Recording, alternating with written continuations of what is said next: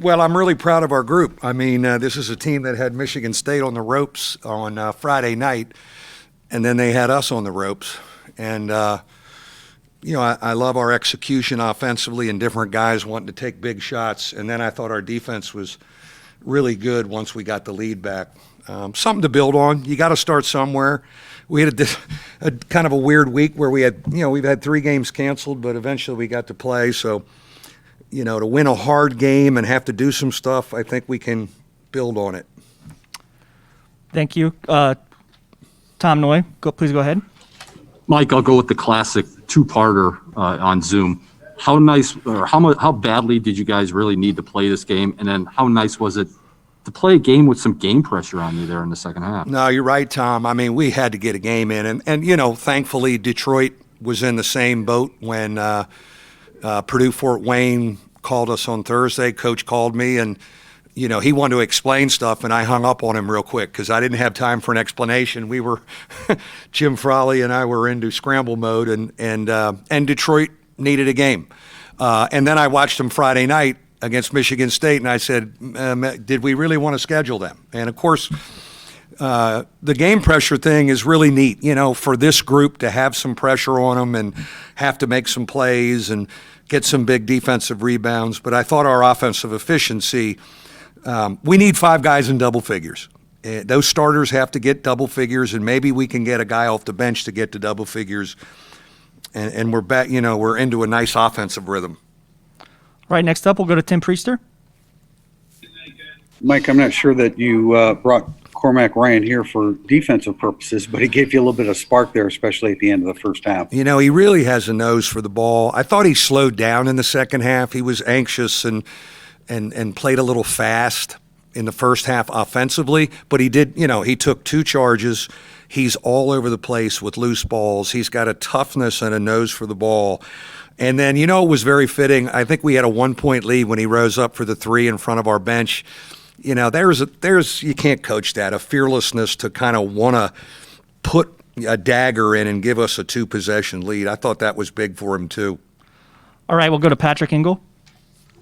Mike, it looked like you guys used a lot of 2-3, 1-3-1 zone looks there. What did you like about that in this game and with it saves the legs of our 5.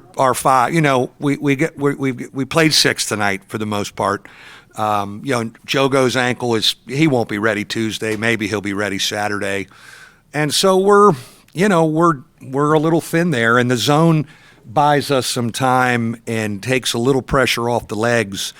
And we've gotten better at playing it. We've gotten smarter at playing it. So we're going to need it all season, even when we get Nick back or Trey Wirtz eligible. All right, Tom Noy, go ahead. Mike, what kind of step was that tonight for Nate, picking up 2 early fouls, but still being able to be a factor the whole night? I think that's how far he's come now as a veteran guy. I thought he had an unbelievable week of practice too, and so I was even frustrated for him when he got the 2 fouls. But we're gonna play guys with 2 fouls, and we went zone, and our older guys should be able to play with 2 fouls. But he had 10 at half. He gave us a great punch. And he just continues to get more confident. John Bryce, go ahead. Yeah.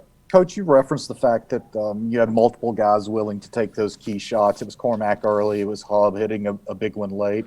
How important is that, that you have a number of guys who can do that, particularly when you don't have a very deep bench? I'd say the 4 of those starters will love taking big shots. Leshevsky's already proven himself, that he'll rise up and take them.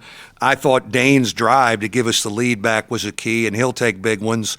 And I think Prentice has proven that too, and Cormac. We really have 4 guys that kind of, like that moment to kind of give their team the lead or a 2-possession lead. Back to you, Tim Priester. Mike, Tony Sanders hit a couple big shots, a 3-pointer in the first half. What have you seen from him, and what do you expect his contribution to be this season? Well, I'm really excited about what I saw out of Tony tonight, and more importantly, the starters are really excited. They look and, he made 2 shots at the end of a clock. He didn't force anything, but he was active defensively. He was moving. He knows. He's been really smart about playing with the older guys, and he's an athletic guy. So I think we have something blossoming, as far as coming off the bench as an energy guy with him. We'll go back to Tom Noy.